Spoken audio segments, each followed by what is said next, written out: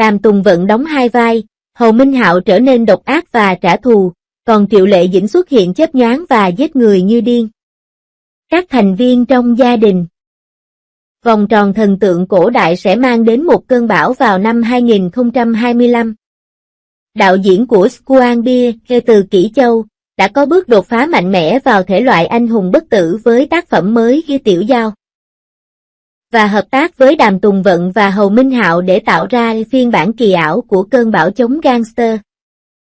Đoạn giới thiệu đầu tiên đã đạt hơn 100 triệu lượt xem, với bình luận của cư dân mạng.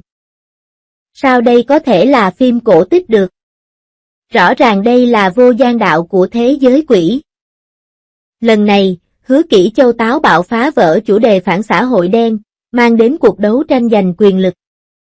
Bối cảnh phim là thung lũng vạn ma, loài người và loài quỷ đã phát động cuộc chiến đách hợp có thể thực hiện được mong muốn của họ.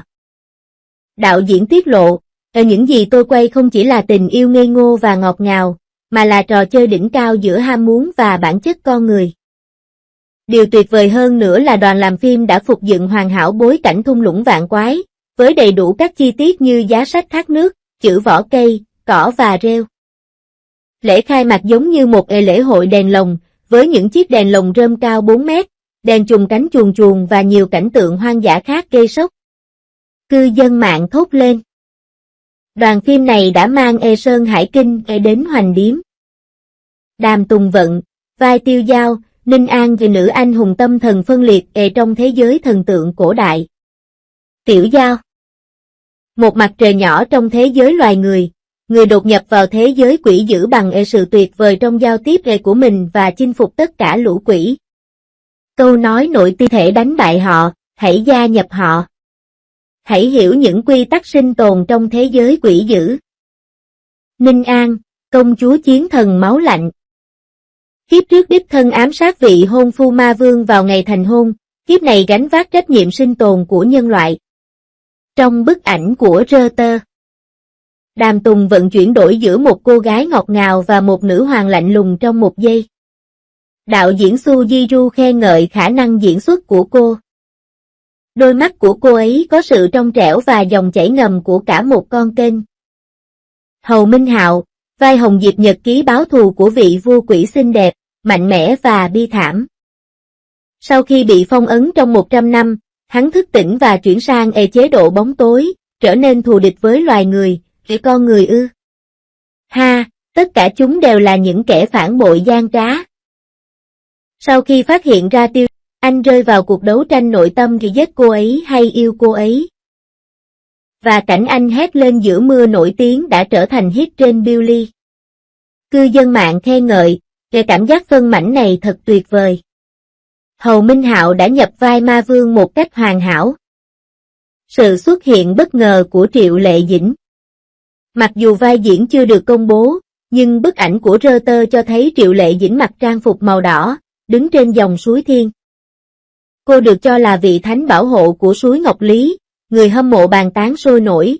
Anh bảo có đang tái hiện khí chất ma mị của Hoa Du Ký hay không? Quả thực là sát thủ trí nhớ. 1. Đòn phản công lớn lúc đầu, quỷ vương trăm tuổi vô tình bị cô gái sành ăn đánh thức. Trong lúc đi tìm trái cây dại, Tiêu Dao vô tình rơi vào động Du Ninh. Vô tình kích hoạt phong ấn và giải thoát cho hông y của mình, Hồng Diệp giơ tay túm lấy cổ cô, nhân loại đáng chết. Nhưng khi nhìn thấy khuôn mặt của Tiêu Dao và Ninh An giống nhau, trái tim anh ta lập tức mềm nhũn. Hai lý luận theo kiểu sao chép, phiên bản nâng cấp giết người sói ở thế giới quỷ. Vụ án Gia Sơn. Các tiểu thư quý tộc trong thành phố lần lượt mất tích, da của họ bị lột ra, hung thủ lại chính là thuộc hạ cũ của Hồng Diệp, Hoa Gương, trong ảo cảnh của thần tuyền. Tiêu Dao nhìn thấy Hồng Diệp bị Ninh An phản bội, cảnh tượng khóc lóc khiến người ta chấn động, trận chiến cuối cùng, Hồng Diệp tự hủy linh hồn mình để cứu Tiêu Dao. Trong khi Tiêu Dao dùng máu bán yêu để khởi động lại suối Thiên, đảo ngược thời gian và không gian, thay đổi số phận bi thảm của cô. 3. Đường tình yêu với cả dao và kẹo. Hồng Diệp định thử lòng thành của Tiêu Dao bằng cách cho nàng uống thuốc độc, nhưng không ngờ. Ngươi có thể dùng loại thuốc độc ngọt hơn không? Hồng Diệp hoàn toàn sửng sốt, để cứu Hồng Diệp, Tiêu Dao đã dũng cảm tiến vào trận phệ hồn, lúc sắp chết đã thổ lộ với hắn. Nếu ngươi muốn hủy diệt thế giới, ta sẽ cùng ngươi, nếu ngươi muốn trở thành yêu ma, ta sẽ cứu ngươi. Cư dân mạng bình luận, đây không chỉ là chính phú. Đây đơn giản là tình yêu điên cuồng của sự chuộc lỗi từ hai phía. Giám đốc nghệ thuật Di Cung, theo Winrich In Luyên, tạo ra một phong cách thẩm mỹ mới cho thế giới quyển lũng vạn quái. Những cây khổng lồ giao nhau tạo thành một cung điện tự nhiên, và những cây dương sĩ huỳnh quang mở đường đến thiên hà. Suối rượu ngọc, nước suối trong xanh tạo thành vòng xoáy. Phản ánh dục vọng của loài người và thế giới ma quỷ, chi tiết trang phục và trang điểm, váy hoa của Tiêu Dao được theo hoa văn anh đào, áo giáp của Hồng Diệp được khắc cổ, kiện của quỷ cũng được làm thủ công bằng vỏ sò thật. Điểm nổi bật. Một đề tài khan hiếm, lần đầu tiên kết hợp âm mưu chống xã hội đen và chuyện tình anh hùng bất tử. Có thể so sánh với Ghi Thương Lan Quyết Y và Sự Thật Thầm Lặng. Hai kỹ năng diễn xuất bùng nổ, Đàm Tùng Vận đảm nhiệm hai vai, cảnh khóc thầm của Hầu Minh Hạo, ánh mắt kinh ngạc của Triệu Lệ Dĩnh. Tất cả đều là vai diễn nội bộ của trường diễn xuất. 3. Ẩn dụ xã hội, bộ phim sử dụng Ngọc Tuyền để châm biếm những ham muốn của xã hội hiện đại. Và câu thoại nổi tiếng lòng người còn đáng sợ hơn cả ma quỷ đã khơi gợi suy nghĩ sâu sắc trong khán giả. Các thành viên thân mến trong gia đình.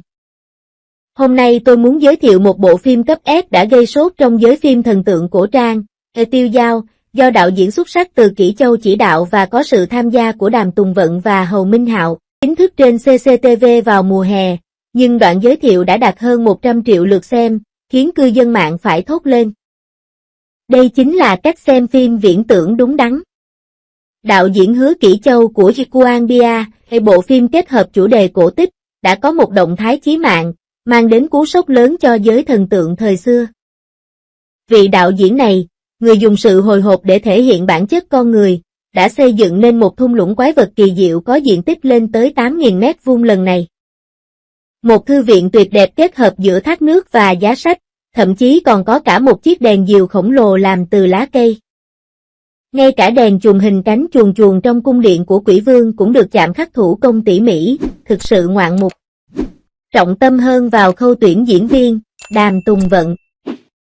Một tài năng diễn xuất sinh ra vào những năm 1990, lần đầu tiên thử thách vai diễn trong phim cổ tích, vào vai cô gái. Những bức ảnh tĩnh về bộ quần áo trắng thanh lịch và bộ quần áo vàng rực rỡ của cô đã trở thành chủ đề tìm kiếm nóng hổi chỉ sau một đêm, Hầu Minh Hạo. Với hình ảnh lộng lẫy của một vị vua ma quỷ và vẻ ngoài của bộ giáp đen, được cư dân mạng ca ngợi là Lý Thừa Ngân của thế giới ma quỷ, và diễn xuất bằng mắt của anh ấy thật đáng sợ. Câu chuyện xoay quanh cuộc hỗn chiến giữa ba cõi do suối Ngọc Bách Hợp gây ra. Cô gái loài người Tiểu Dao, do Đàm Tùng Vận thủ vai, vô tình đánh thức vua yêu quái Hồng Diệp, do Hầu Minh Hạo thủ vai, đã ngủ say suốt 100 năm. Cặp đôi thù địch này mang trong mình dòng máu nửa người nửa linh bí ẩn, bắt đầu cuộc hành trình kỳ ảo để tìm kiếm những mảnh vỡ của Cung Lung Mirror. Sự đảo ngược gây sốc được biên kịch thiết kế thậm chí còn đáng kinh ngạc hơn, kiếp trước của nhân vật chính thực ra là một công chúa loài người đã phản bội vua quỷ. Nhưng giờ đây cô lại trở. Khi Hồng Diệp nhẹ nhàng nắm cầm Tiêu Dao nói rằng anh có bóng hình của cô nhưng không có sự quyết đoán của cô, nước mắt cô trào ra. Cô cảm động như cơn mưa xối xả ngày Dịch Bình xin tiền cha cô vậy. Đoàn làm phim thậm chí còn mang cả tranh tường ở Đôn Hoàng lên màn ảnh. Hiệu ứng đặc biệt bao quanh bướm vàng khi Tiêu Dao thức tỉnh sức mạnh tinh thần mất 3 tháng để sản xuất và cảnh Hồng Diệp tiết lộ hình dạng thật của côn bằng đã sử dụng 2.000 máy dựng hình. Khoảnh khắc đôi cánh dang rộng nhanh chóng trở thành hình nền động được cư dân mạng chia sẻ. Chưa kể đến sự xuất hiện của Triệu Lệ Dĩnh trong vai tiên nữ Tan Mộng, cảnh kinh điển khi cô từ trên trời giáng xuống. Mặc một bộ giáp bay phấp phới và phong ấn tất cả quái vật bằng rào chắn băng giá đã trực tiếp khiến chủ đề về sức mạnh chiến đấu của tiên anh hùng trong 85 bông hoa đứng đầu danh sách tìm kiếm hot. Ngoài việc thể hiện bề mặt của tình yêu khổ dâm, đoàn làm phim còn ẩn giấu rất nhiều quả trứng phục giao liên tục đổi màu theo cốt truyện thay đổi. Lệnh của ma vương trên eo Hồng Diệp được khắc bằng vật tổ của tộc ma. Ngay cả con yêu tinh nhỏ buồn cười chỉ xuất hiện thoáng qua cũng do Trương Trì. Quán quân của cuộc thi hài kịch thường niên, lồng tiếng. Điều khiến người hâm mộ tiểu thuyết gốc vui mừng nhất là bản sao của Tam Sinh Kính.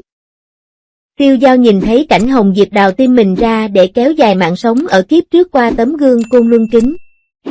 Diễn xuất hoàn hảo của Hầu Minh Hạo với cảm giác tan vỡ thậm chí khiến đạo diễn phải rơi nước mắt.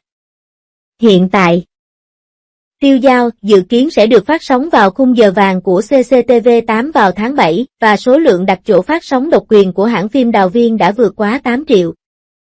Lịch chiếu phim cho thấy 10 tập sẽ được cập nhật trong tuần đầu tiên. Người ta nói rằng tập cuối sẽ có trận chiến dài 45 phút giữa ba cõi. Quần lõi linh hồn của cô ấy phát nổ. Hầu Minh Hạo thức tỉnh hình dạng hoàn chỉnh côn bằng và hủy diệt thế giới. Câu chuyện tình yêu lạm dụng áp đảo này thực sự không thể chịu đựng được đối với bất kỳ ai. Các fan phim thần tượng cổ trang hãy đến và tụ họp. Tôi cược 3 túi mì cay, bộ phim này chắc chắn sẽ thiết lập một chuẩn mực mới cho cơn sốt phim cổ trang. Nhấp để đặt lịch hẹn ngay để mở khóa các cuộc phỏng vấn độc quyền với các diễn viên chính.